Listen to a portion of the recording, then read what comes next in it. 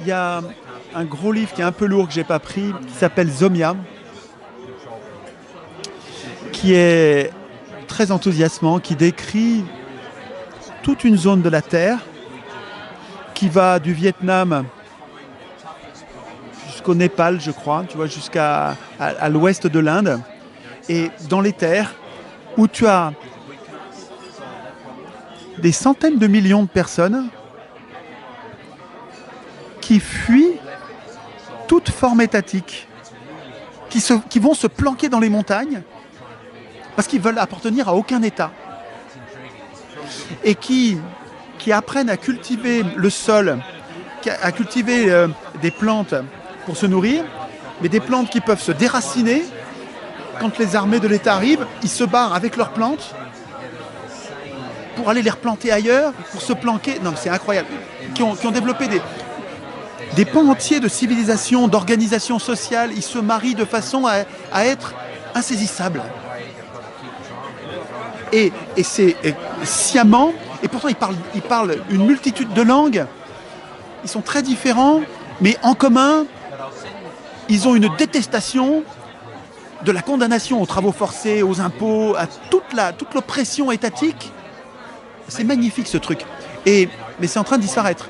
Mais l'étude de ce serait bien que je vous le montre, peut-être qu'on le mettra en incrustation à vidéo, Zomia. L'étude, parce que c'est vrai quoi. C'est pas une. Je l'ai acheté, je pensais que c'était une utopie. Et l'histoire de l'utopie m'intéressait. Et je m'aperçois en le lisant que c'est un anthropologue qui me décrit des faits réels. C'est des humains réels qui veulent vivre ensemble, mais qui veulent à aucun prix d'un État. C'est magnifique.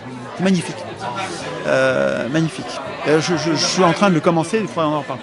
Il y a un deuxième truc aussi qui est très stimulant sur la résistance à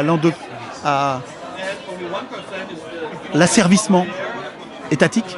C'est les luttes et les rêves, l'histoire populaire de la France. C'est magnifique. C'est un gros bouquin magnifique. Pour l'instant, j'avais Howard Zinn qui avait écrit l'histoire populaire des États-Unis. Magnifique bouquin, magnifique, enthousiasmant. Ah là là là, l'histoire des luttes, quoi. C'est l'histoire vue du côté du peuple. On te raconte pas les grandes batailles avec les généraux, les princes, on s'en fout des familles royales, mais là on s'en tartine totalement.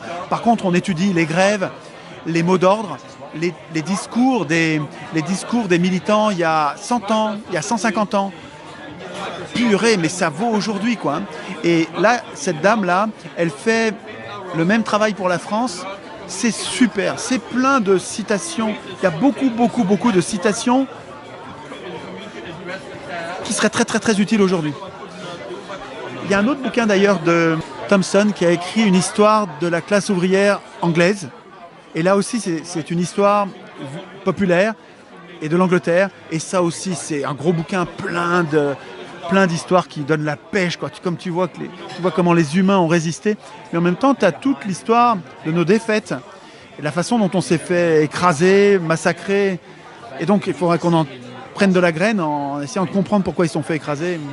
Mais en tout cas, c'est vachement utile ça. Pour la mémoire des luttes, c'est magnifique. Puis il y a ce petit bouquin de Liétard sur la monnaie, Réinventons la monnaie. Liétard avait écrit un bon bouquin qui s'appelait Au cœur de la monnaie.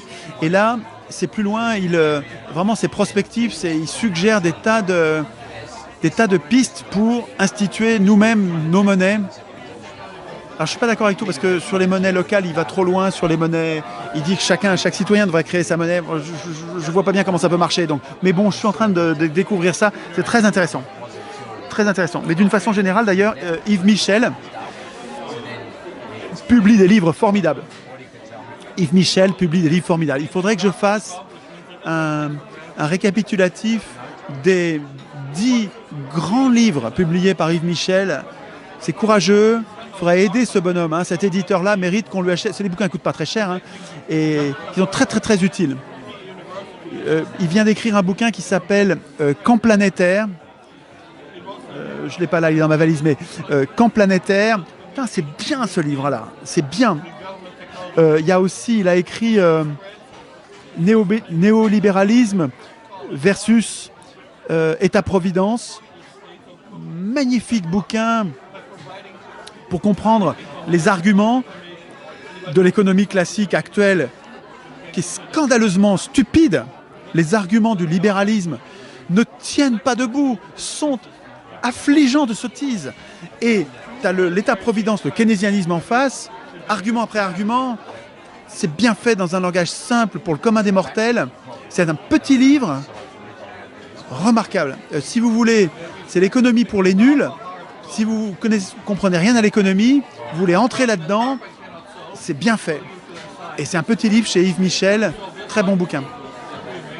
Il y a les 2 bouquins de Stiglitz qui sont vraiment à lire. Là aussi, c'est écrit en langage, c'est les plus gros livres, mais c'est écrit en langage très clair. Premier bouquin, le prix de l'inégalité. Magnifique pour comprendre que l'inégalité n'est pas seulement immorale et scandaleuse éthiquement, mais inefficace.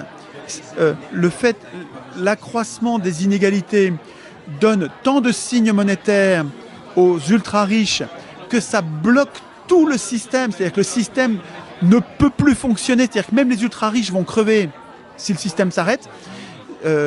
Ça, c'est vraiment magnifiquement démontré par Stiglitz, prix Nobel d'économie. Et il a écrit un autre bouquin, l'euro. Alors je ne me souviens plus du titre exact, mais c'est l'euro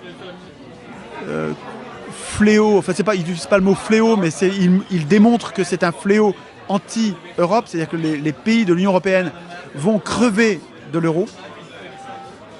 Chômage de masse, désindustrialisation, désinflation compétitive, c'est-à-dire baisse des salaires, délocalisation. C'est infernal. L'impossibilité de dévaluer pour les parties pauvres de l'Europe, de la zone euro, les condamne à une chute vertigineuse des salaires. C'est scandaleux. L'euro est une croix, une malédiction pour les peuples européens. Donc il faut vraiment sortir de là. Et la démonstration de Stiglitz est brillante. C'est les 2 meilleurs livres de Stiglitz, je pense.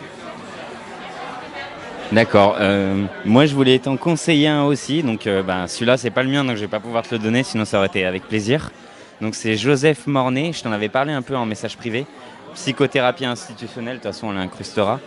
Et en fait, je vais t'en dire 2 mots. En gros, en gros, c'est une manière alternative de faire de la psychothérapie. C'est-à-dire, tu sais, les gens qui sont internés pour des troubles mentaux, enfin des vrais malades, quoi, les psychopathes, ceux qui ont vraiment des maladies mentales. Et en fait, ces gens-là, il y a tout un tas de gens qui ont en gros créé une manière de faire, de s'occuper d'eux autrement.